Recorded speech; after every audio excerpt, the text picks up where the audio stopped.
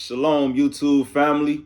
I hope wherever you are, you having the most blessed day you could possibly have. I hope you all are staying prayed up, staying safe, staying blessed, staying out the way, and staying positive. Please, family, don't forget to hit that like button. Don't forget to leave a comment down below. And please, don't forget to subscribe to the channel. If it's not too much to ask, that is. Now, we're going to keep this channel going. We're going to keep this channel growing one day at a time. You know what I mean? Now, without further ado, let's get into what y'all came to see. Looking back on my life, it amazes me the things that I used to do before I found God and before I adopted semen retention as a personal lifestyle choice for myself. I used to do things before in my life that I can't believe I used to do, man. It's just so crazy to just think about some of that stuff. And it's like I know those are things that I would never do again in my life, man, because it was just so silly. I could have got myself hurt, could have got somebody else hurt. You know, I could be dead right now. I could be in prison right now. I've done so many crazy things in my life, man, before I established a solid relationship with the Most High. And I've done probably even more crazy things before I took on semen retention as a lifestyle for me, man. I swear, like when I was younger, man, even before, not even younger, but like even like a couple of years ago, man, like I used to be so thirsty for sex. Man, I used to just go out of my way, man, to put myself in position to hook up with females that I wanted to hook up with, man. You know what I'm saying, bro? Like, I got so many stories I could tell you guys, man. I wouldn't even know where to start, man. I'd probably be making like a whole hour-long video on all the goofy BS I used to do just to get some booty, man. But I'm going to sum it all up with saying being on semen retention helped me to have better control over my manhood. There are things that I used to do back then to get some booty that I know I wouldn't do nowadays, man. Because, you know, when you're thirsty for sex, man, you find yourself doing things where you're only making a fool of yourself, man. You're allowing a woman to make a fool of you and you making a fool of yourself, bro. Like, just to give you guys an example, like I remember I had met this chick. This was around like 2018. And I met this chick at this warehouse job that I was working. Like I said, I used to work a lot of crappy temp jobs. So I met this chick, man. And we hit it off really fast, bro. We was just like talking around, like at the job. We were just conversing with each other on the assembly line, talking to each other and everything. We'd take our breaks together. We were just cool with each other, you know what I'm saying? But we liked each other. We just didn't act on it. And we probably only spoke at the job for about 2 weeks before we start messing around. So I remember one night after work, I had went over to her place because ironically, she stayed about 5 minutes from the job. So when we got off work that night, I ended up driving over to her place and we had sex.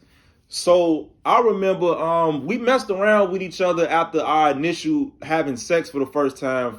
We probably messed around for about maybe like 2 months on and off. You know what I'm saying? And we used to work temp jobs. So a situation happened, and it's crazy. It happened right after the first time me and her had sex.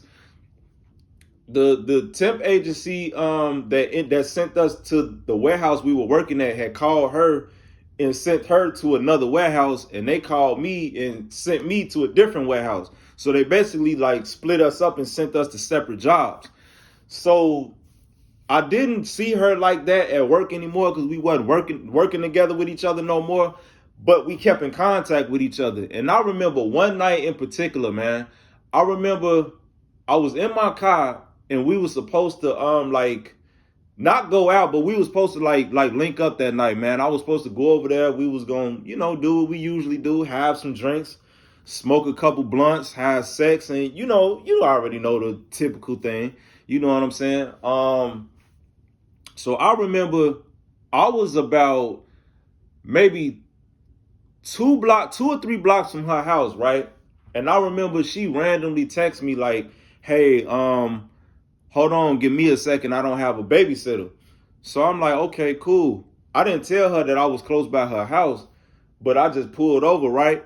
And I was parked in front of some random person's house that I didn't even know.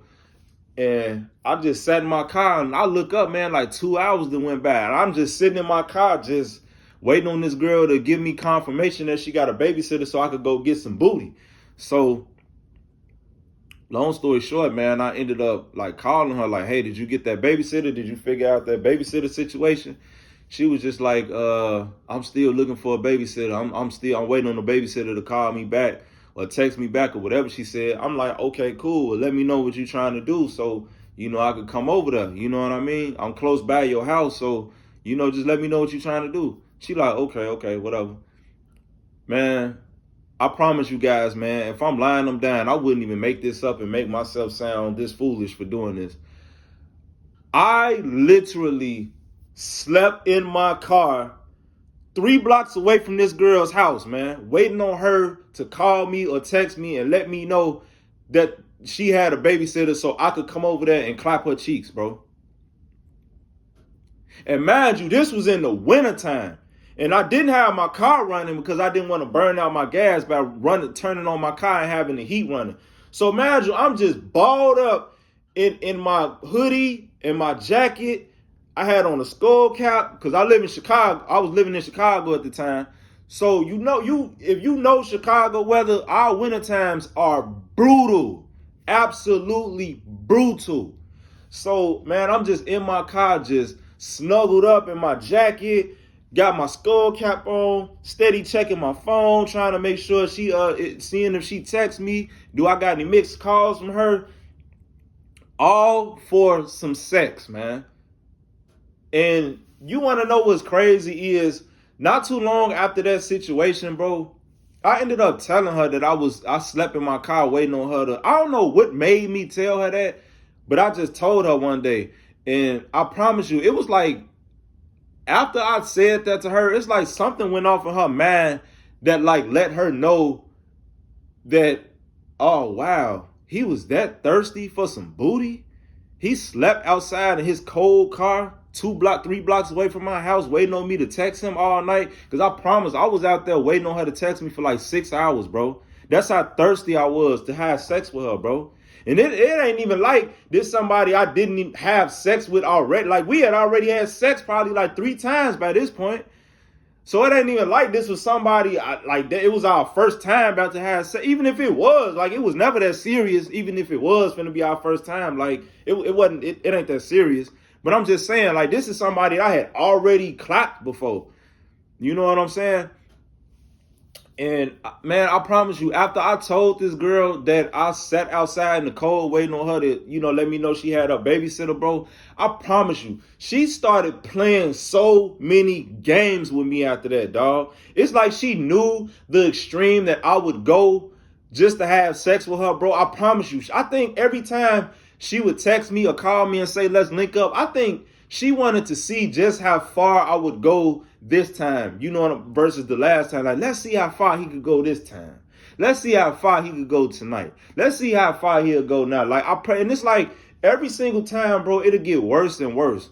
I promise you, bro. Like, she used to do the most evil stuff to me, bro. Like, because I think she knew, and like I said in one of my videos the other day, women will test you, bro. Like, when they know that they can get away with doing certain things to you and they know that you're going to tolerate it and they know that you're not going to put that stuff in check, women will keep doing it. They will keep testing you, bro, to see if you're going to stand up for yourself. Women are like small kids.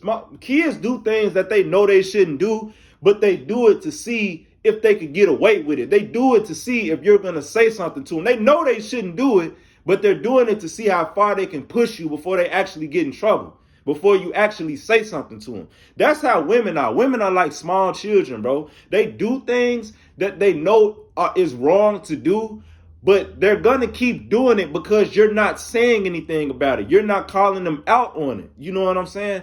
And it's like, that's what that chick used to do, bro. She used to do the most bogus stuff to me, bro. Used to flake on me at the last minute all the time. She used to do it, bro, so much. I lost count on how many times she used to flake on me. And what did I used to do, bro?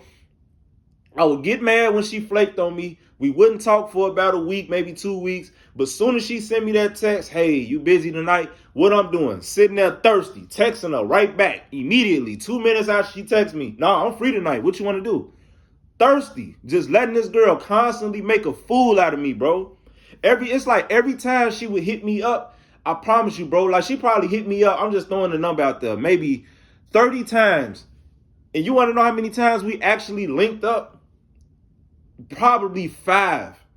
And those other 20-something times that we didn't link up, she would just flake on me, bro. Or it would even be times, bro, when I would pull up to her house, bro, and I would call her, she wouldn't answer. I would text her, she wouldn't answer. And I would literally sit outside her house for an hour, waiting on her to call or text me back, bro. It was even a time when I went and knocked on her door, and she didn't. Now, she had kids, you know what I'm saying? So I didn't want to like overly cause a scene because she had a bunch. She had like 8 kids, bro. So it's like I didn't want to like cause a scene because I had never like really met none of her kids, you know, because it was really like a, you know, we was just a late night link up type of thing. You know what I'm saying? Like she wasn't introducing me to her kids and I wasn't introducing her to my family. It was literally like a booty call thing with me and her. So I hadn't even like seen her kids yet. But I remember I knocked on the door one night because I'm like, man, why she not answering and, you know, texting me back like what's going on? And like she ended up not opening the door for me. And man, bro, like one day, bro, I just got fed up with it, man, and I cut her off. I just stopped dealing with her, bro. It even got to a point where even me, with my low standards back then and with my high tolerance for BS back then, I even got tired of that, bro, because she was just making a fool out of me. But you want to know something? I was doing it to myself, bro. I was showing her how thirsty I was to get sex from her. I was showing her the extreme I would go just to have sex, bro.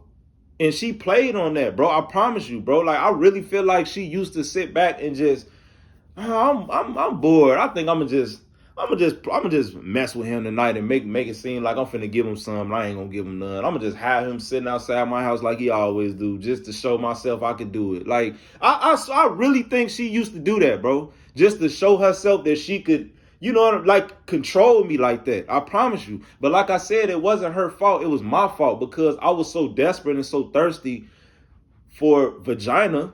I was willing to do anything for it. I was willing to do anything to get it, man. And then, mind you, where she lived, bro, because she lived in Chicago. At the time, I was living in the burbs, bro. I was actually living in Indiana. And like for you all that don't know, it's like where I stay in Indiana, it's really not far from Chicago. It's weird. It's like where I stay in Indiana, you could drive down the main street for 10 minutes straight and you already like in Chicago. It was like the weirdest thing, bro. It's like the state lines was like right there. So I would have to leave all the way from Indiana to go all the way to Chicago. And it ain't like she stayed right over the state line. Like she stayed like farther down. So it would take me about 30 minutes to get to her house. So just imagine, I done spent a half hour driving over here to see you, to have sex, just for me to get here and you don't answer the phone or you don't answer the text or you don't answer the door. Man, you know how mad I used to be, bro? But it was my fault because that's just how thirsty I was for sex, man. And then it's just like I used to be such a sucker, man, for those chocolate women with those big juicy booties and them big breasts and those cute toes. Like, man, bro, woo! I used to be a sucker for those type of women, bro. And she was one of them, bro. And I'm telling you, man, like I would go to the most craziest extreme just to get some from her, bro. I'm telling you.